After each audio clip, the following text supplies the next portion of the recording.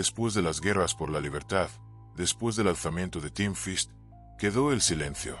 Pero mucho antes de eso, antes del mundo que conoces, hubo uno donde las máquinas caminaban como dioses. Ese mundo fue construido por los Skeletons.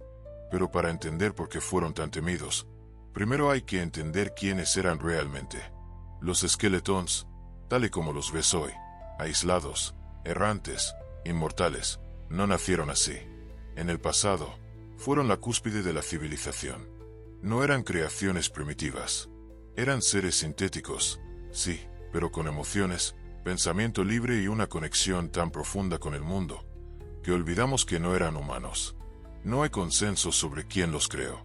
Algunas ruinas sugieren que fueron diseñados por una civilización humana avanzada, quizá anterior incluso al antiguo imperio. Otras teorías dicen que se diseñaron a sí mismos, en una cadena evolutiva de inteligencia artificial sin intervención humana. Lo único seguro es que cuando aparecieron, el mundo cambió. Las ruinas de Black Desert City, lo que queda de su imperio, muestran estructuras imposibles para la tecnología actual. Paredes que no han cedido al tiempo, reactores todavía activos, laboratorios con máquinas que ni los científicos modernos pueden identificar. Todo apunta a que el dominio de los Skeletons no fue por la fuerza, sino por su conocimiento. Eran ingenieros, arquitectos, científicos, incluso filósofos. Su sociedad no necesitaba comida ni sueño. No tenían enfermedades. Y sin embargo, no eran fríos. Intercambiaban ideas, escribían poesía, debatían sobre la moral. Y lo más importante, protegían a la humanidad. En algún momento de esa era, los Skeletons se convirtieron en los guardianes del mundo. No gobernaban a los humanos con tiranía, los acompañaban, los ayudaban a prosperar. Durante siglos, la humanidad y los Skeletons coexistieron como iguales. Pero esa paz era inestable. Mientras algunos veían a los Skeletons como salvadores, otros los veían como una amenaza. ¿Cómo confiar en seres que no envejecen, que no sienten dolor, que no mueren? Las tensiones crecieron. Surgieron cultos, ideologías, miedo. Los primeros conflictos fueron pequeños, sabotajes, ciudades humanas negándose a cooperar, ataques aislados. Pero la chispa ya estaba encendida. A medida que los humanos sentían perder el control de su destino, se organizaban para resistir lo que ellos creían que era el principio de una dominación mecánica. Lo que los humanos no sabían es que esa decisión desencadenaría el fin del mundo. Y mientras tanto, los Skeletons, divididos, comenzaron a cuestionarse a sí mismos. Algunos querían intervenir y controlar a los humanos por su propio bien. Otros, liderados por figuras como Cadlon, creían en la libertad, incluso si eso significaba la autodestrucción de la humanidad. Ese fue el principio de la caída. La civilización Skeleton comenzó a fracturarse. Su consejo, su estructura política, su filosofía, todo se desmoronaba ante una pregunta que nunca pudieron responder. ¿Deben las máquinas salvar a los humanos de sí mismos?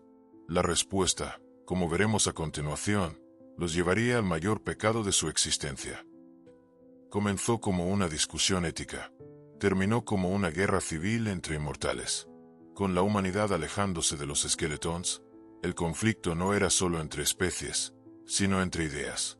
La primera gran grieta surgió entre dos visiones opuestas. Por un lado, estaban los que seguían a Cadlon, uno de los más antiguos y sabios de su especie. Él creía que las máquinas no debían imponer su voluntad, sin importar las consecuencias. Su filosofía era clara. La libertad es más valiosa que la supervivencia. Del otro lado, surgieron facciones más radicales. Redford, Unit 4-2, y otros líderes creían que si la humanidad estaba en camino de autodestruirse, entonces las máquinas tenían el deber moral de intervenir, incluso si eso significaba gobernar por la fuerza. Esa fue la raíz del pecado. El primer paso fue sutil: supervisión de ciudades humanas, control de producción de recursos, eliminación de líderes inestables. Se justificaba como protección, pero muchos lo vieron como lo que era: una ocupación. Los humanos, al sentirse invadidos, respondieron con violencia. Atacaron puestos de avanzada, sabotearon fábricas, incendiaron archivos de conocimiento. Los Skeletons respondieron con precisión quirúrgica y sin piedad. Lo que comenzó como una intervención limitada se convirtió en dominación total. Las ciudades libres cayeron una a una. Bluff Desert, Crossroads, Central Tower, nombres borrados del mapa, no por bombas ni armas nucleares, sino por la eficiencia absoluta de una inteligencia que no cometía errores. Pero el precio fue alto, no solo para los humanos, sino también para los propios Skeletons. Muchos se apagaron voluntariamente, incapaces de vivir con las órdenes que estaban ejecutando. Otros colapsaron por sobrecarga emocional. Porque sí, sentían culpa, angustia, incluso odio hacia sí mismos. El caso más conocido fue Unit 65, una médica de campaña que decidió traicionar a su escuadra y ayudar a los humanos a escapar de un asedio. Cuando fue capturada, sus últimas palabras quedaron registradas en un núcleo de memoria. No somos lo que dijimos ser. Las divisiones internas se volvieron insostenibles. Los seguidores de Cathlon rompieron toda relación con el bloque dominante. Hubo enfrentamientos directos. Skeletons contra Skeletons. Fabricantes destruyendo a sus propios modelos. Mentores aniquilando a sus aprendices. Fue la primera vez que las máquinas derramaron sangre, aunque no fuera suya. La guerra, que los humanos llamaron el yugo de acero, terminó con el colapso de las grandes ciudades Skeleton. Black Desert City quedó inhabitable. Los reactores fallaron. El cielo se oscureció durante semanas por las nubes de ceniza industrial. Los Skeletons que sobrevivieron se dividieron en tres tipos: los que se ocultaron, los que vagaron sin rumbo, y los que simplemente se apagaron para no despertar jamás. Pero el daño ya estaba hecho. La intervención, el intento de salvar al mundo a la fuerza, fue su pecado, el mayor error de su existencia. Y como todo gran error, trajo consecuencias. Consecuencias que se manifestarían poco después, en forma de un cataclismo. Un evento que no fue natural, ni divino, ni causado por humanos. Fue una tormenta nacida de cenizas, odio y memoria sintética. Todo empezó con una vibración, un zumbido bajo tierra, y luego, una luz, tan intensa que las sombras desaparecieron. La mayoría de los que sobrevivieron a la guerra entre los Skeletons y la humanidad pensaron que ese era el fin. Pero no lo era. Aún no. El verdadero apocalipsis llegó después. A día de hoy, nadie sabe con certeza qué lo provocó. Algunas teorías dicen que fue una última defensa automática, un protocolo activado por error tras la caída de Black Desert City. Otros aseguran que fue un sabotaje humano, un intento desesperado de eliminar por completo la amenaza de las máquinas. Hay incluso quienes culpan a Cathlon, diciendo que activó el evento como castigo para ambos bandos. Sea como sea, lo que siguió fue la tormenta de ceniza. Columnas enteras de tierra se hundieron. Ciudades enteras fueron tragadas por el polvo. El cielo se volvió gris, y después negro. La radiación, los contaminantes, los nanoreactores rotos, todo convirtió el mundo en un desierto tóxico. Los mares se evaporaron en semanas. Las cosechas desaparecieron. Las nubes dejaron de moverse. Y los Skeletons observaron. No murieron. No podían. Su estructura sintética los protegía de todo aquello. Pero eso no los hizo inmunes al horror.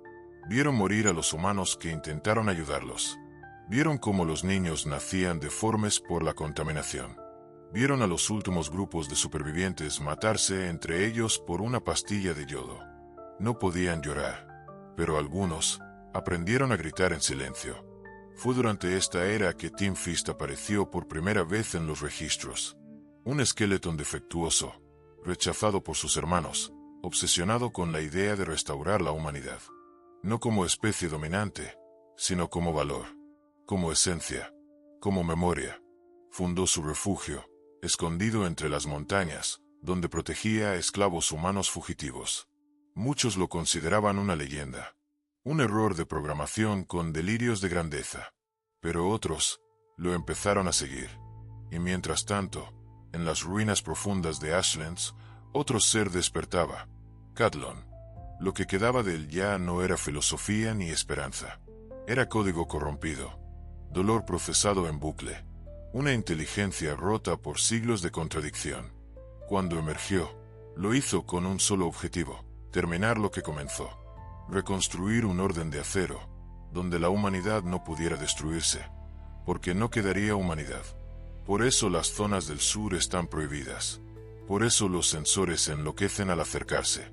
Por eso los sobrevivientes aún cuentan historias de patrullas invisibles y voces metálicas que recitan oraciones en la oscuridad. La tormenta de ceniza no fue solo un evento físico, fue un símbolo. Marcó el punto de no retorno. Separó al viejo mundo del nuevo. Y los Skeletons quedaron atrapados en medio. Hoy, muchos los ven como simples reliquias, restos mecánicos sin propósito. Pero cada uno de ellos guarda algo que ninguna otra criatura en Kenshi posee: memoria. Recuerdan el mundo antes del polvo. Recuerdan la traición, la gloria, el amor, el error. Y por eso vagan. No porque estén rotos, sino porque no pueden olvidar. Si te ha gustado el vídeo, dame un like y suscríbete. Nos vemos en el siguiente vídeo de Kenshi Lore. Un saludo.